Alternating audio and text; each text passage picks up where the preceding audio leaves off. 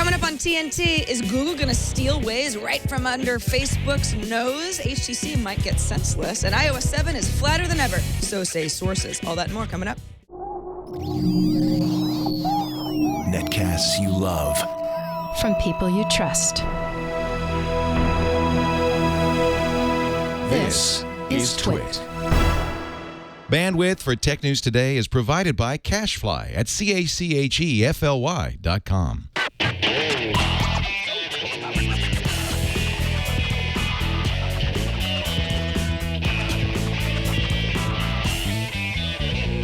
This is Tech News Today for Friday, May 24th, 2013. Tech News Today is brought to you by Squarespace, the all-in-one platform that makes it fast and easy to create a professional website, blog, portfolio, or online store. For a free trial and 10% off your first purchases on new accounts, go to squarespace.com and use the offer code TNT5.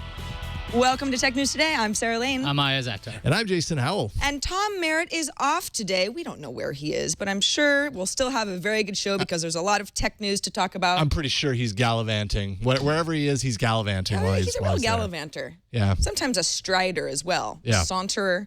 But let's start off with the top 10 stories of the day in the news fuse. Wow. Google may be going forward with a plan to purchase Waze for $1 billion or more. That seems to be the magic number these days. This is according to a report by Bloomberg. Sources say that Google is considering a bid for the mobile mapping and navigation company, but only really got serious after learning that Facebook was also in talks to buy Waze. In an unusual move, U.S. District Judge Denise Coate said that, quote, I believe that the government will be able to show at trial direct evidence that Apple knowingly participated in and facilitated a conspiracy to raise prices of ebooks. The statement was made at a pretrial hearing on Thursday, and her view is not final. Judge Coate will preside over the trial starting on June 3rd. HTC has had an interesting week, but there's new reports that the company may produce a Google edition of its latest flagship smartphone running stock Android. Yes, please. Work on a new version of the HTC One without Sense software customizations is underway, say the sources, with a U.S. launch imminent. That same source has leaked accurate information, at least to a reporter, in the past on the Galaxy S4 Google edition ahead of its announcement at the I.O. conference, so this rumor may carry some weight. According to gaming site MCV, Microsoft and gaming publishers will get a cut of sales of each used Xbox One game. MCV's retail resources also say to deal in used games, retailers will have to work with Microsoft and use Microsoft's online Azure-based pre-owned system. For gamers, when a person sells an Xbox One game, the original owner would have that particular game removed from their online account. Well, at least that's clear. The International Trade Commission has said that technology used in the Xbox 360 does not violate a patent owned by Google's subsidiary Motorola Mobility.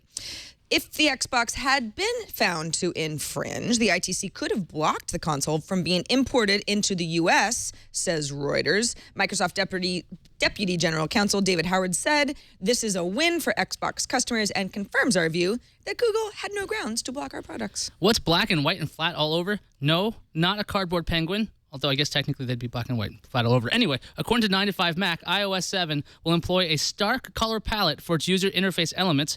As widely reported, heavy textures would get the boot.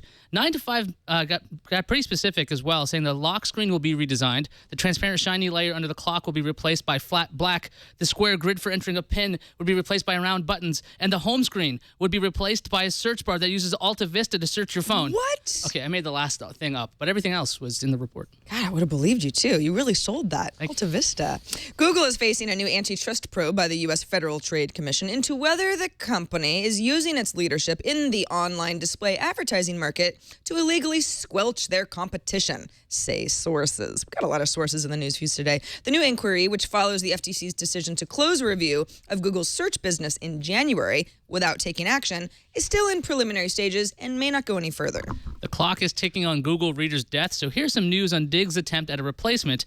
Speaking at Internet Week New York, Dig CEO Andrew McLaughlin says their product will be called Dig Reader and is not going to be a separate app. He says that the app will meet its goal of launching by the end of June, Google Reader drops dead on July 1st. It's dramatic. Hey, Ayaz, do you like battery life? I love battery life. I like battery life too, and you're going to love this. Intel's upcoming family of Core processors, codenamed Haswell, will offer 50% more battery life in laptops than did their Ivy Bridge predecessors. That's at least according to Intel. Haswell chips have been designed for laptops and tablets with a focus on lowering power consumption, but longer battery life should not come at a cost to performance. And in idle or standby mode, the chips are apparently going to do even better, extending battery life by up to 20 times.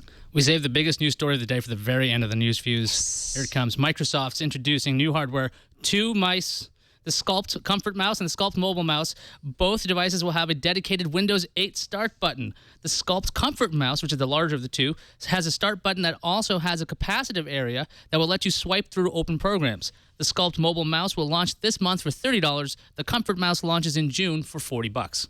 Mice. Moose. Meese. Yeah.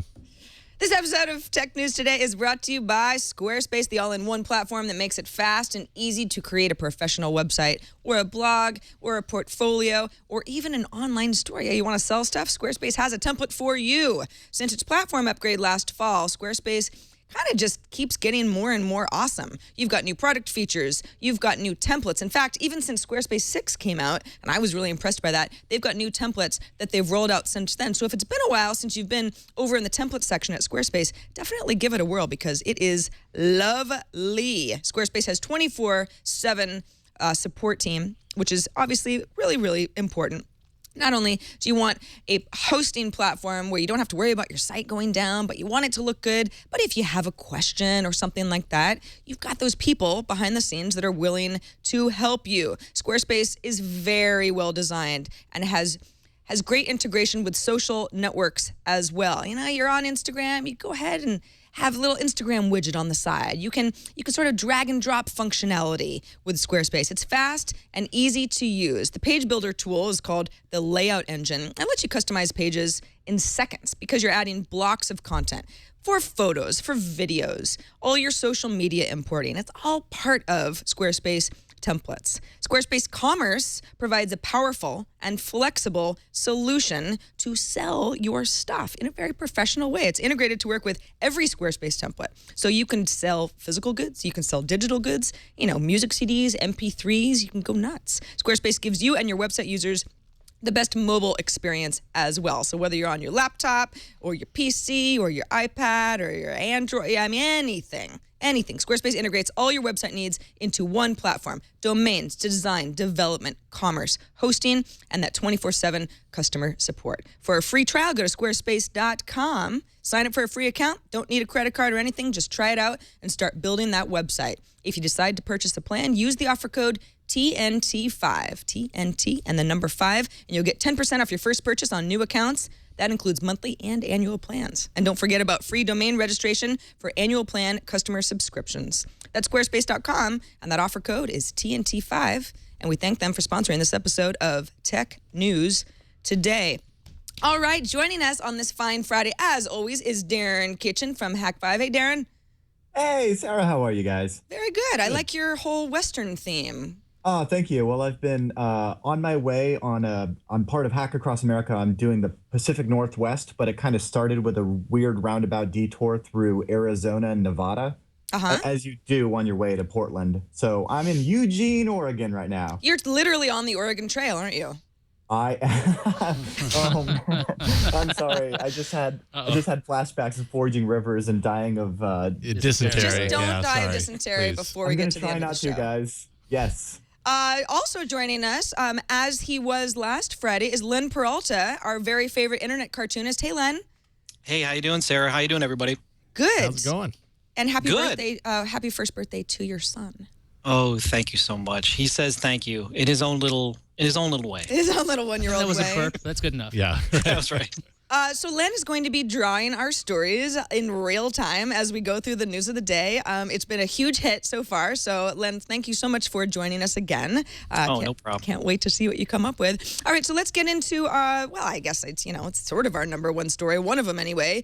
The idea that Google may be buying Waze. Boy, it sure seems like everybody wants Waze, right? And the story, as we mentioned in the news fuse, is that Google might purchase Waze for $1 billion or more. You know, $1 billion used to make me go, wow, $1 billion. They really want this company. Now it's kind of like, yeah, it's where you start having a conversation. According to a Bloomberg report, this was a bid that is kind of in effect because of the story that Facebook is also interested in Waze. I mean, we don't know much more than the fact that there are rumors that Google is interested in buying Waze. Do you think this is sort of like a defensive move? Everybody wants Waze just so the other big company that has enough money to buy Waze can't get it first? It seems like a defensive move considering Google has all of the technology and they have the self-driving cars. They have the ability to get really accurate maps. But then again, Waze brings something that Google doesn't really have a lock on, which is social. If you bring social to maps, that seems to be something Google's lacking in. They have Google Plus, and they're trying very hard to make that a go, but Facebook is still dominating that. Facebook makes a little bit more sense with Waze, considering Facebook doesn't have the same kind of mapping data that Google has. Although I'm sure Apple's like fuming somewhere going, wait a second, weren't we talking to Waze? We really need map data as soon as we possibly can. Yeah, exactly. I mean, it's sort of like all of the giants. I mean, who's next? Darren, I mean, is Yahoo going to end up buying Waze? Is this sort of just like a game of hot potato? I don't know. See, my interest in this story about Waze is really just the Google bid, because I don't know. I feel like on the one hand, could this be potentially like how, remember when Google bid for Spectrum? I wonder how serious Google is about this, or if this is just a play to keep Waze out of the hands of Facebook, which would make a little bit of sense, or if Waze is just like, hey guys, we're available, bid for us, and then they can go over to their investors and say, hey, look, we're worth a lot of money, give us some more. We did see a sticking point, though. With the rumors were that Waze had a sticking point with Facebook about the location of where their home base would be. Because currently it's Israel. And I wonder if Google is offering a better deal for something like that. This would even be on the table because Google doesn't seem to care where you are. Minus the mapping, I guess. Yeah, maybe it's just because, Google is so deeply entrenched in maps and has been for so long.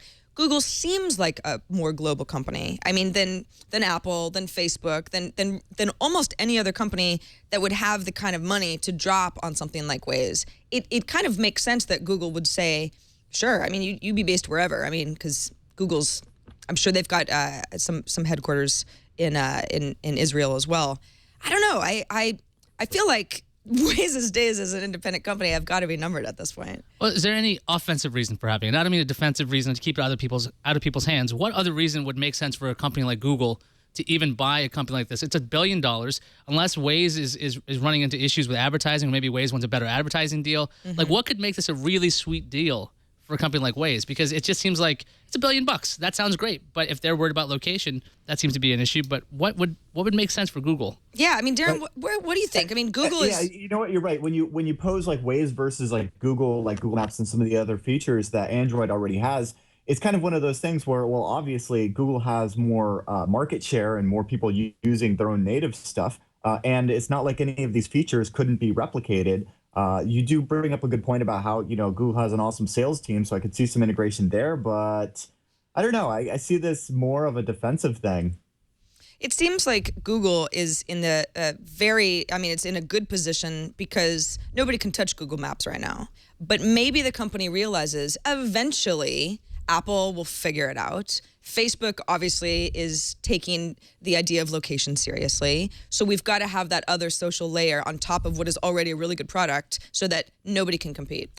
Their social network, their social they have Latitude, right? That's supposed to be their social mapping thing? Yeah, that's kind of what I was about to say. Like, it really actually kind of doesn't make a whole lot of sense for Google to buy this from we want that technology inside. They're already doing a lot of the stuff that Waze is doing inside Google Maps with Latitude. Google Plus is obviously their social platform. So even if there are things that Waze is doing that Google Maps isn't yet, I wouldn't imagine it would be very difficult if they're thinking about this. I think it has to be a defensive move because, even right now, if you take a look at the things that they talked about at last I.O. that are coming into maps and navigation for Android, let's say, in the near future, they're already kind of working out the kind of one of the strengths of Waze, which is getting yourself around obstructions ahead of you. They're already doing that. So maybe they just don't want the competition to be able to do that too. Oh. All right, well, let's move on to something that excited Jason in the news views, and that's the idea that HEC could be dropping cents. Yeah, the report, the headline was great at geek.com. HTC considering a vanilla Android HTC One Senseless edition. I see what they did there. Geek.com is make any sense. the source on this story, and they're reporting that HTC is considering releasing a version of the One with stock Android, no HTC Sense. They cite multiple unnamed sources and says a U.S. launch is imminent, whatever the heck that means. The phone would hit the U.S. first and possibly be sold by Google. An announcement of the device could come within the next 2 weeks. So we have all these considering words, we've got some Weasley words, and we have like hard dates at the same time, which is kind of strange. Back on the 15th, Google I.O., that keynote day, HTC told technobuffalo.com, this is a quote, HTC is not currently planning a Nexus edition of the HTC One, end quote. Then rumors of the HTC One with stock Android popped up again around May 20th. Darren, is the One without Sense, is that wishful thinking? Do you want this device to exist? Okay, so obviously, I wish that every Android device that comes out, you have the option easily, without rooting and doing ROMs and stuff, to either have the Sense or the TouchWiz or whatever have you, or the prime Google experience. But that is definitely a hope. I mean, my hope is that this is a trend and that HTC does this and garners lots of sales and Samsung takes note, and then, we see more manufacturers adopt this. My fear is that in all actuality, this is probably just HTC, who's kind of like the underdog at the moment, kind of vying for any market share that's available. And there needs to be more than just a Nexus. So if they're able to do this, they'll definitely, garner more sales. Some mention that there might be some issues with the fact that their hardware needs custom software to do some of the weird like audio stuff that they do with Beats or whatever have you, as well as the camera, but I couldn't see how that could be rolled into a driver. But yeah, anything that brings us closer to vanilla Android, I think is good. So we've seen a lot of reports of how beautiful the HTC One hardware is. I've seen it. I've used the device. It's really a beautiful piece of hardware. Almost seems Apple-esque when it comes to the design. If there is a third major phone that has vanilla Android, we're talking about already the Nexus 4 has it, obviously. The S4 is coming out with their version, or Samsung is. If HTC does this, will this make this device stand out more, or is it just going to seem like a Me Too kind of move? Well, I mean, between the One and the S4, which one do you think is better? Which hardware do you want to hold more? The One. Well, there you go. Okay, so the S4 has something that people want. You've got that vanilla Android experience, right? HTC is in deep doo-doo in a variety of ways. So why not offer something that's going to move merchandise and make people happy? I mean, what do you have to lose, really, besides kind of saying, yeah, okay, Sense doesn't always work for people, and we really, really wanted it to, but you want something else. So that's, I mean, it's kind of a, I don't see how you lose in this situation. Yeah. I'd say in a world where Nokia is making a Windows phone, I don't see this. I don't see this out of the realm of possibilities. Yeah, I think just a good realm.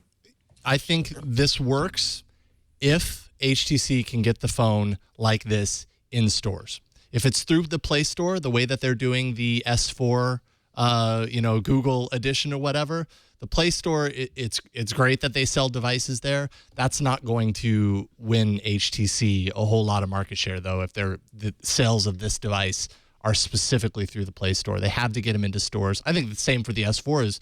It works the same for the S4 as well. I want to see more devices, more top-tier hardware like this have a Google version of it, because I think that Android right now is very strong in and of itself on its own. The overlays that were built into the system 2, 3, 4 years ago were doing that because they were kind of catching up on a lot of the downsides that Android didn't have, and now it has a lot of those things. So giving the option of that, as well as the security updates that you get by having an Android experience phone, those updates hopefully aren't lagged as seriously as they are now with these highly modified devices. That's an interesting angle, the security aspect, because the Google edition of the S4 is going to get updated as if it was a Nexus device. That means you don't have to worry about carriers hopefully approving that in theory. Yeah, in theory. The other thing is HTC Sense, I think, has outlived its usefulness. The Sense came out when Android was really ugly. The first version of Android was clunky. It was not as polished as it is now. It's on version 4.2.2.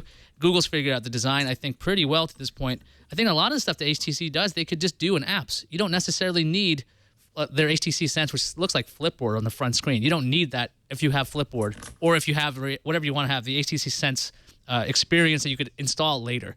I think that this would be a great move for the company, but then again, they have supply issues. If they come out with a brilliant product and then they can't supply this product at all, they're seriously already. I mean, we reported they're in a lot of trouble. If they come out with another great product and nobody can get it, they're screwed. Yeah, I mean, they sold 5 million ones in the last month or so, but they say, sorry, is that right? Yeah, 5 million. 5 million. 5 million. I was 5 like, million. I meant 5 billion. No, I didn't. That's companies buying other companies. But they say it would have been a lot more had there actually not been component shortages. All right, let's move on to iOS 7 and what it's going to look like. As you mentioned, black, white, and flat in the news fuse. And sources are apparently saying that SVP of Industrial Design, Johnny Ive, who is the guy who hates skeuomorphism, is absolutely tearing apart iOS. And at WWDC, where we're all expected to see what's going on, we should expect not really so many new features, just that everything's gonna look really different. So apparently, the Johnny Ive says that software designs that have physical metaphors, which of course is kind of the whole point behind skeuomorphism, just don't stand the test of time, because we all move forward and that stuff feels very dated. Current apps, you've got Maps that's sort of like a silver thing. You've got the Notes app, which is the yellow notepad. You've got Mail that's blue and white. I mean, we're all very used to it, but could it look better? I know the Game Center green felt thing could absolutely look better. So there are quite a few things, and again, these are, this is speculation, but this is sources who have inside knowledge of design meetings say that the transparent time bar on the top lock screen is going to be shine-free and black, and the pin code is not going to look like a square grid anymore. It's going to be round, black buttons, white text, white borders. It all sounds kind of very simplified. When I was reading the story this morning, I had to kind of laugh at myself because I started getting all excited. I was like, oh my gosh, it's going to look really different. It's going to look really different. And then it's but the thing is, I feel like this is the old bait and switch that Apple's going to pull on a lot of people, where if you can make it look really, really different, you're going to get a lot of people oohing, eyeing, and clapping, when iOS 7 itself might not actually be that different, right? It's just, another coat of paint type of a thing. Darren, what do you think? Does a huge difference in design, but maybe not in feature specs, enough for Apple at this point? Well, I mean, if you don't have the features to ooh and ah at, this is definitely something. I mean, you have to bring something to the table. You've got that revolving timeline. So it makes sense. And also, if you look at the industry in smartphones in the last 5 years, we've actually seen kind of a shift where if you look at Donut, the original Android versus what we have now, if you look at Windows Mobile, everything is really getting flat, really skinny fonts. Just the design is changing, and that happens. Web 2.0 used to have rounded corners. It's just one of those things. And so I don't know. I mean, I don't care if you change the UI. I'd just like them. I'd like to be hearing the rumors of iOS 7 be incorporating cool. Well, I mean, I'm interested in cool security features, but any features would be great. But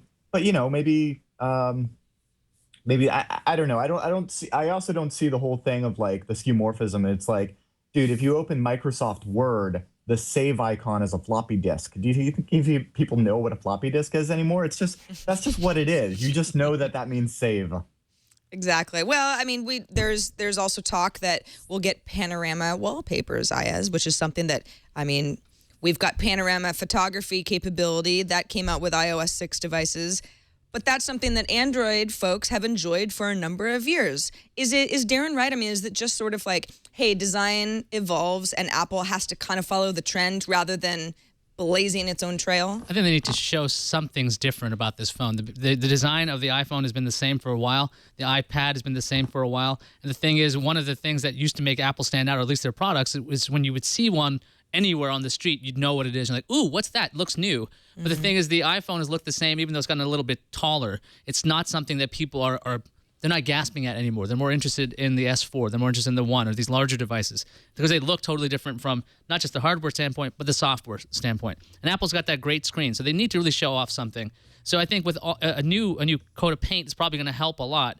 And one of the things I was looking at with this story was the user interface issues at iOS, because they use all these metaphors that are kind of outdated. You don't need to have this kind of modal window situation.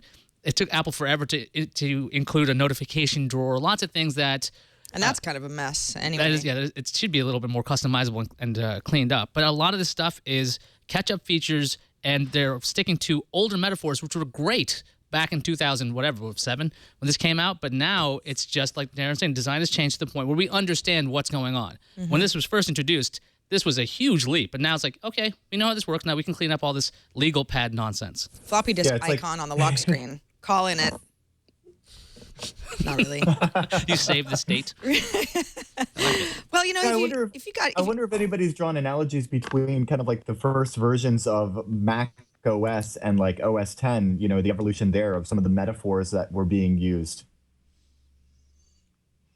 I don't know. I'm still going to get excited if things look really different because, well, why the heck not? I just hope they work. Yeah. I mean, Maps looks different, too.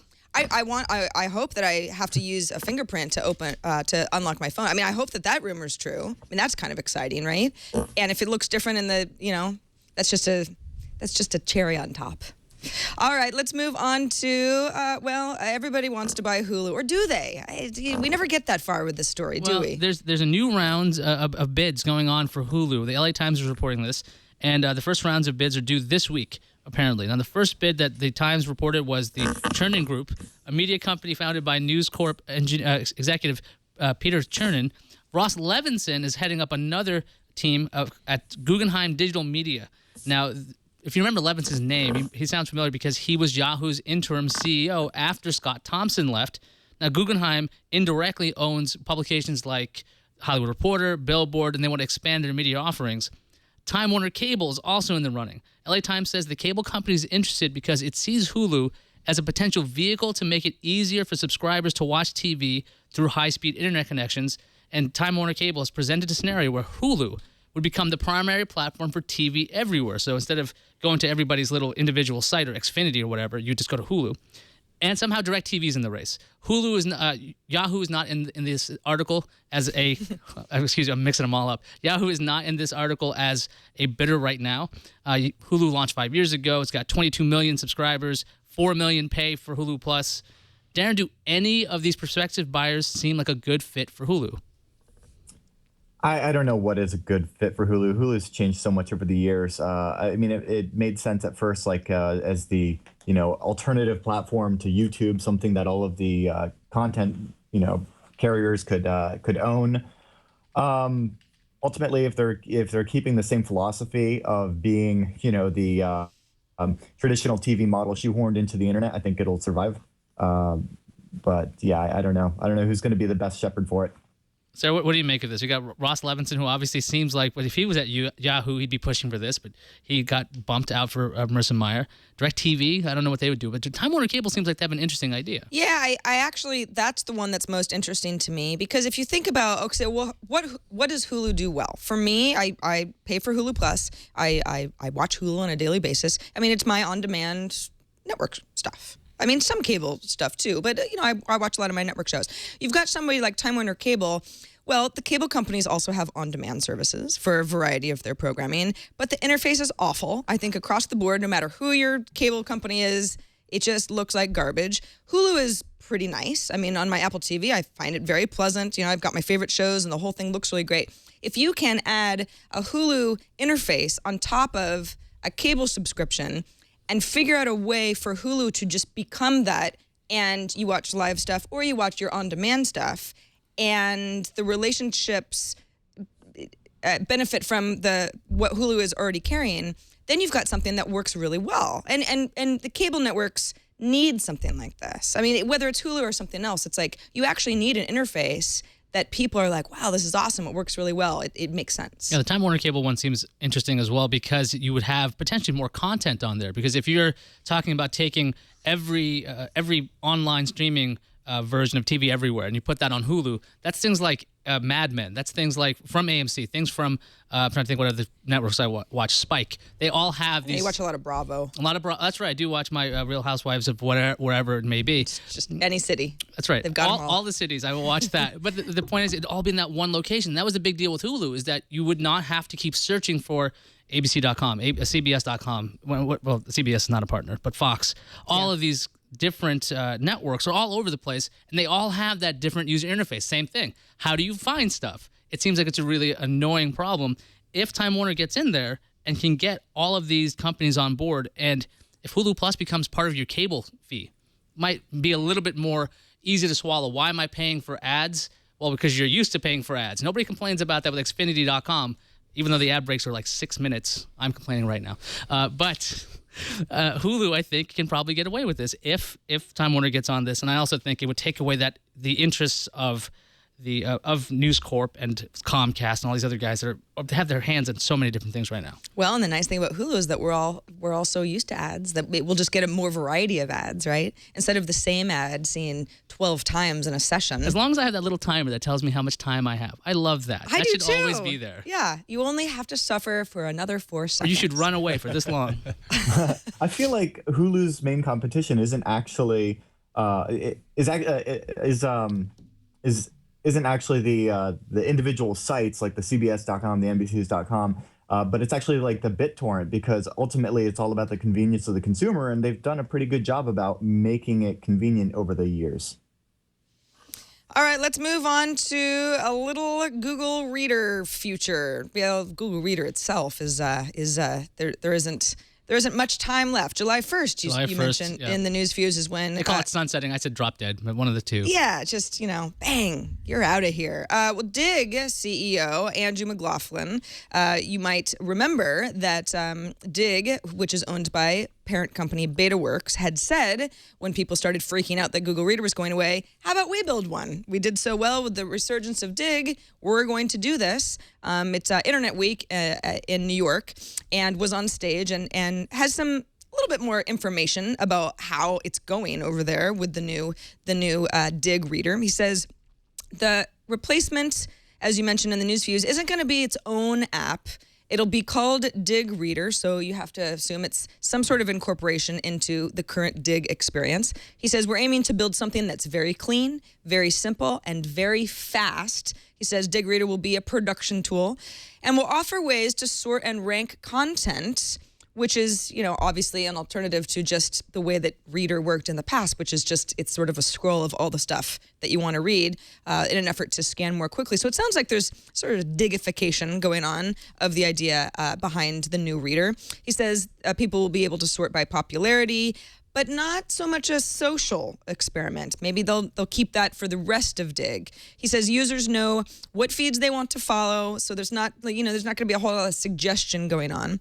He says you can manage your feeds, you can read them, emphasizes clean, uncluttered, that sort of thing. He also says that the company has moved Dig Reader onto production servers and that they plan to meet their goal of launching by the end of June. He also mentioned that there's an Android version. He mentioned that it was off to the side, so it definitely doesn't sound like Android is going to be at launch, so possibly iOS and web only. And also Instapaper, which was recently acquired by BetaWorks as well. Some people were interested in, well, maybe Instapaper and Dig kind of become, maybe one product. He says, no, Instapaper is about reading stuff later. Dig Reader will be about reading stuff now. Darren, I don't know. I'm pretty optimistic. I think it sounds like the Dig folks are taking this really seriously, and Dig Reader is going to be unveiled pretty soon. What do you think? Well, I think this is good innovation as far as Dig is concerned, and that's always good to see. As far as Google Reader is concerned, I kind of feel like it's been months now. I feel like we're going through the 5 stages of grief, and we've just finally made it through denial and anger. Yeah, I mean, the more people that are trying to work on an alternative to this, the better. And if anybody has something to gain in this, Dig could definitely use the subscribership if they're able to come up with something really innovative. So I applaud that. We've had some time to get used to the idea of Google Reader going away. Mm-hmm. I have to admit that, I haven't thought too much about it. I think that my life would be okay if there was never another Google Reader. Do you think enough people care enough to pay attention to Dig Reader when it does launch? I think they're not going to pay attention when it launches. After July 1st, people will notice that it exists. Yeah. And once Google Reader disappears and ceases to function, I think that's really going to be the triggering point. And having their servers ready at Dig and making sure that stuff's ready, that's really important. So they will be able to promote it and everything. But I'm telling you, on the 1st will be a massive freak out by people who were ignoring that little pop-up window, which just mocks you, telling you this will cease to work on the 1st. The weird thing is, every time I kept reading the story, I kept looking to see if it said web app or iOS app. But the discussion of Android makes it seem like that Dig Reader is going to be on iOS exclusively. I'm not really sure what's going on there, because the way I used to use Google Reader was on a desktop browser. And so the weird idea of it not being separated from the iOS app, that seems fine. But I'm really curious about how it's going to be implemented on the web, if at all, because it seemed like it was going to be a web property. Well, and also, what about cross-platform apps that take advantage of Google Reader right now? That's weird. I mean, if Dig Reader launches on iOS and not Android, and you've got someone who loves Flipboard, and that experience has to change if Flipboard ends up integrating something like Dig Reader, then you have a whole bunch of people who all of a sudden can't use the product that they've loved for so long. I don't know, Jason, does that freak you out, or? I'm sorry, I was distracted on something. Sorry.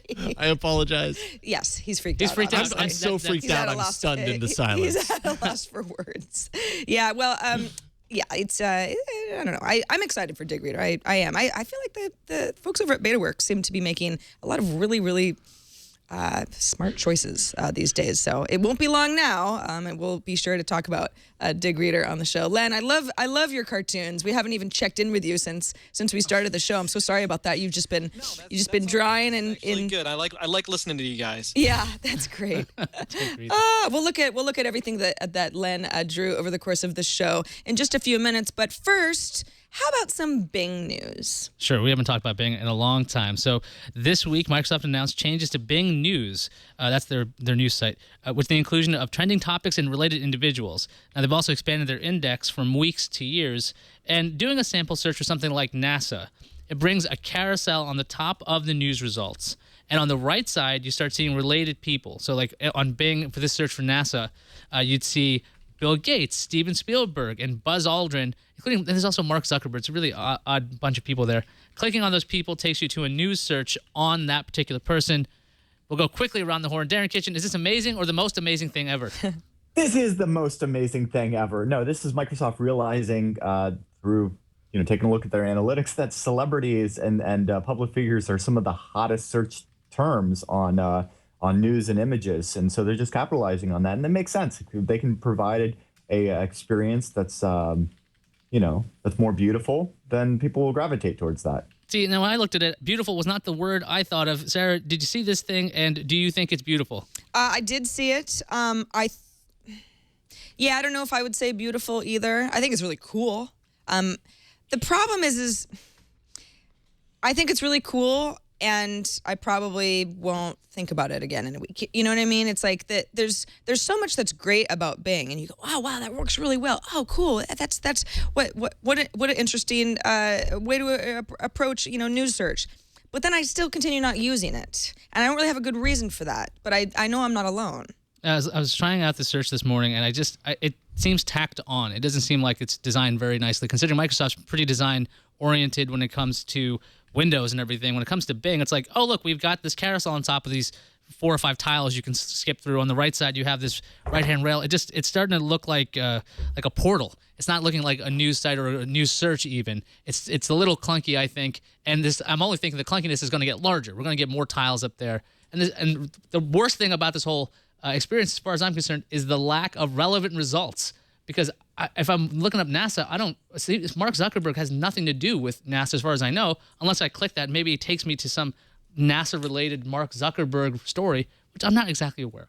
Yeah, that story. Even if you click on it, it's about something about Mark Zuckerberg in Brazil and Poland. Yeah, and 10 fun facts. So it's if the search itself doesn't work, all the who related. cares what it looks like? Exactly. What are you guys talking about? It's cleaner. It's more beautiful. I say they go flat and black and white. Yeah. That's the problem. Yeah, Too much blue. That carousel is just too skeuomorphic for my taste. Flatten it. No, not skeuomorphic enough. We need more horses. Or a series of tubes. That too. All right, let's dig ourselves out of these tubes and move on to the randomizer. So Daily Show fans may have already seen this, but we talked yesterday about, was it yesterday? A couple of days ago. Yeah, a couple of days ago about Tim Cook's testimony at the Senate trying to explain why Apple is not trying to be illegal with the whole tax evasion thing, that they're actually following all the rules. And Jon Stewart had kind of a funny little take on it.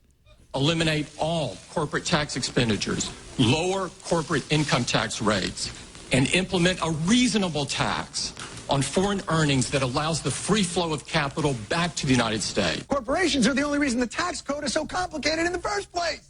Those offshore loopholes didn't get carved out by poor people. Our tax code is purposefully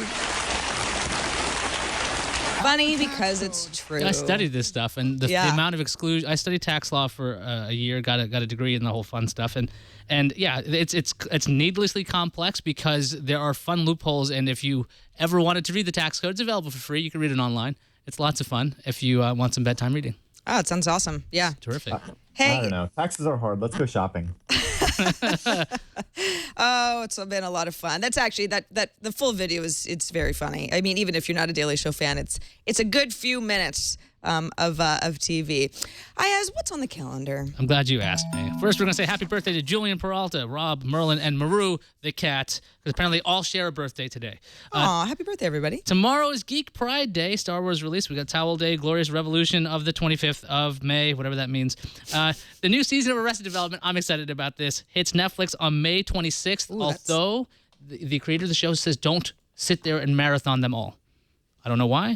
Why not? Why not? That's the kind of the beauty of point. Netflix. The thing I read was something about continuity errors. And tomorrow is a Hack 5 Portland meetup. Darren, where in Portland? We're going to be at the Oregon Museum of Science and Industry at 2:30 in Portland. So come on out, hack5.org for all the details. All right, let's see what's incoming. Incoming message. We got a message from Tim Green. This is, hi, exploding TNT crew. I don't think we're exploding today. On the Xbox One coverage here in Germany, where I live, a story is circulating again about the Microsoft patent for movie rentals that would sell multiple tickets for the movie based on the number of people sitting in front of the Kinect camera.